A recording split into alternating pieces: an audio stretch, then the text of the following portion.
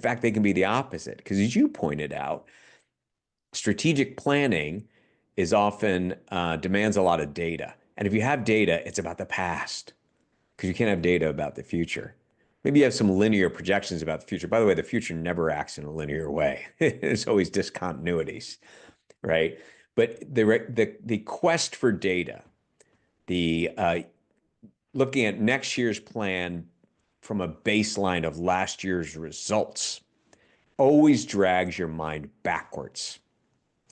And it almost always results in a so-called strategic plan that is a modest improvement over last year's baseline. Strategic thinking casts your mind forward and says, what would have to be true for this to happen? Like, how do I unshackle myself a little bit from last year's data?